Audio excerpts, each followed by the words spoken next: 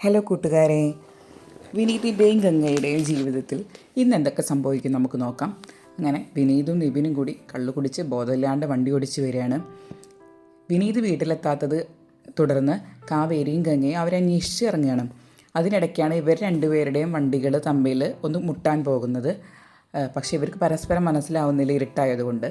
അങ്ങനെ വിനീതും കാവേരിയും കുറേ അങ്ങോട്ടും ഇങ്ങോട്ടും ചീത്ത വിളിച്ചതിന് ശേഷമാണ് അവർക്ക് മനസ്സിലാവുന്നത് ഇത് വിനീതാണ്, ഇത് കാവേരിയാണ്. അങ്ങനെ വിനീതിനെ ഒരുവിധം പൊക്കി പിടിച്ച് അവർ വീട്ടിലെത്തിക്കും. വീട്ടിലെത്തുമ്പോൾ ബോധമൊന്നുമില്ല ആൾക്ക്. ഒരുവിധം പിടിച്ച് തലയിൽ കൂടെ വെള്ളമൊഴിച്ച് ബെഡിൽ കൊടുന്ന് കിടത്തും. അങ്ങനെ ബെഡിൽ കിടന്ന ഉടനെ തന്നെ ആൾ കിടന്നുറങ്ങും. അപ്പോൾ ശാരദ പറയും, ഇത്ര പെട്ടെന്ന് ഉറങ്ങിയോ? അപ്പോൾ രാധമ്മ പറയും, അതൊക്കെ ഉറങ്ങി, അവന് പല ബോധവും വേണ്ടേ. ഗംഗേ, നീ പോരെ, നമുക്ക് പോയി കിടക്കാം, അവനിവിടെ കിടന്നുറങ്ങിക്കോട്ടെ. അപ്പോൾ ഗംഗ അവിടെ നിന്ന് വരാൻ കൂട്ടാക്കുന്നില്ല. ഗംഗ ശാരദയോട് പറയും, അമ്മേ, കള്ളു കുടിച്ചു വന്ന ഭർത്താവിനെ കുളിപ്പിച്ച് കിടത്തിയാൽ മാത്രം പോരല്ലോ, ബാക്കി കാര്യങ്ങൾ കൂടി നോക്കണ്ടേ, അതുകൊണ്ട് അമ്മ പോയി കിടന്നോളൂ. അച്ഛൻ കുടിച്ച് വരാത്തതുകൊണ്ട് അമ്മയ്ക്ക് ഇതൊന്നും ശീലമുണ്ടാവില്ല, ഞാനിനി ഇതൊക്കെ ശീലിക്കട്ടെ എന്ന് പറഞ്ഞ് ശാരദയെ ഗംഗ അവിടെ നിന്ന് യാത്രയേക്കും. എന്നിട്ട് ഗംഗ വാതിലടച്ച് റൂമിൻ്റെ ഉള്ളിലോട്ട് പോവുകയാണ്. അപ്പോൾ ശാരദയ്ക്ക് വളരെയധികം വിഷമം തോന്നും. ഇതേ സമയം നിവിനെ വെയിറ്റ് ചെയ്ത് നിവിൻ്റെ അമ്മ വീട്ടിൽ നിൽക്കുന്നുണ്ട്. നിവിനോട് കുറച്ച് കാര്യങ്ങൾ സംസാരിക്കണം എന്നൊക്കെ പറഞ്ഞിട്ടാണ് അമ്മ നിൽക്കുന്നത്. ഈ ഒരു സിറ്റുവേഷനിലേക്കാണ് കുടിച്ചു ബോധമില്ലാണ്ട് നിവിൻ വരുന്നത്. ആടി ആടി വരുന്ന നിവിനെ കണ്ടപ്പോൾ തന്നെ നിവിൻ്റെ അമ്മയ്ക്ക് ദേഷ്യം പിടിക്കും. അങ്ങനെ നിവിൻ്റെ അമ്മ നിവിനോടൊന്നും സംസാരിക്കാതെ അവിടെ നിന്ന് പോകും. പിറ്റേ ദിവസം രാവിലെ നിവിൻ കുളിച്ച് ഫ്രഷായി റൂമിലോട്ട് വരുമ്പോൾ ബെഡിൽ കുറേ കള്ളിൻ്റെ കുപ്പികൾ ഇങ്ങനെ ഇരിക്കുന്നതാണ്, മദ്യക്കുപ്പികൾ. അപ്പോൾ അത് കണ്ടപ്പോൾ തന്നെ നിവിന് മനസ്സിലാവും ഇന്നലെ താൻ ഇത്തിരി ഓവറായിരുന്നു, അതുകൊണ്ടാണ് അമ്മ ഇങ്ങനെ പ്രതികരിച്ചതെന്ന്. അങ്ങനെ അമ്മ അങ്ങോട്ട് വരും.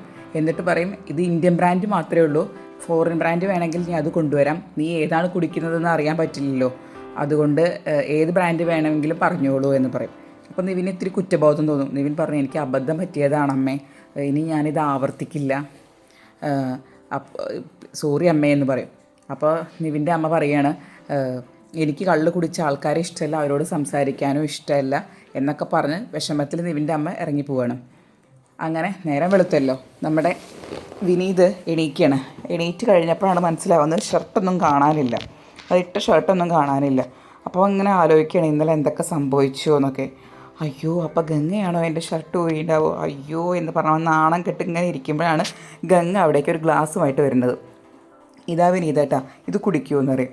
അപ്പോൾ ഗംഗയെ കണ്ടോടുകൂടി അവൻ വേഗം പുതപ്പൊക്കെ എടുത്ത് പുതയ്ക്കും. എന്നിട്ട് പറയും, ഇത് മോരാണ്, കെട്ടിറങ്ങാൻ നല്ലതാണെന്നാണ് രാധമ്മയൊക്കെ പറഞ്ഞത്, അതുകൊണ്ടാണ് ഇതുണ്ടാക്കി കൊടുക്കുന്നത് എന്ന്. നീ അതവിടെ വെച്ചോളൂ, ഞാൻ കുടിച്ചോളാം. അങ്ങനെ പറഞ്ഞാൽ പറ്റില്ല വിനീതേട്ടാ, ഇത് കുടിച്ചിട്ടേ ഞാൻ പോവുള്ളൂ. ഞാൻ ഇന്നലെ കുറച്ച് ഓവറായിരുന്നല്ലേ ഗംഗേ? അതിന് ഞാനൊന്നും ചോദിച്ചില്ലല്ലോ വിനീതേട്ടാ. അല്ല, ഓവറായിരുന്നെന്ന് എനിക്ക് മനസ്സിലായി, ഞാനിനി കുടിക്കൊന്നുമില്ല, അത് ഇന്നലെ ഒരു അബദ്ധത്തിൽ ഞങ്ങൾ കൂട്ടുകാരെല്ലാവരും കൂടി ഒന്ന് കമ്പനി കൂടിയപ്പോൾ പറ്റിയതാണ്, ഇനി ഞാനിങ്ങനെ ചെയ്യില്ല എന്ന് പറഞ്ഞ് അവൻ ജാള്യതയോടുകൂടി അവിടെ ഇരിക്കുന്നതാണ് കാണിക്കുന്നത്. അങ്ങനെ ഈ കുടിച്ചു വന്നതിനെ കുറിച്ചിട്ട് അടുക്കളയിൽ സംസാരിക്കണം എല്ലാവരും.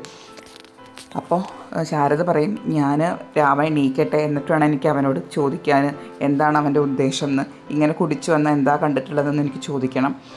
അവൻ പൈസയൊന്നുമില്ലെങ്കിലും പണമൊന്നുമില്ലെങ്കിലും അവൻ എനിക്കൊരു തണലാവുമെന്നാണ് ഞാൻ വിചാരിച്ചത്, എൻ്റെ മക്കളെയും അവൻ സംരക്ഷിക്കുമെന്നാണ് ഞാൻ വിചാരിച്ചത് എന്ന് പറഞ്ഞ് ശാരദ വിഷമം പറയുകയാണ്.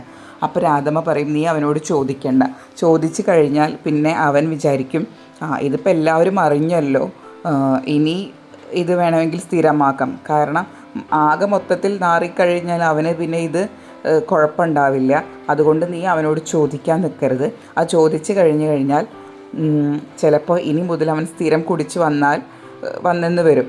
അങ്ങനെയാണ് ഇതിൻ്റെ ഒരു സൈക്കോളജി എന്ന് പറയുന്നത് രാധമ്മ.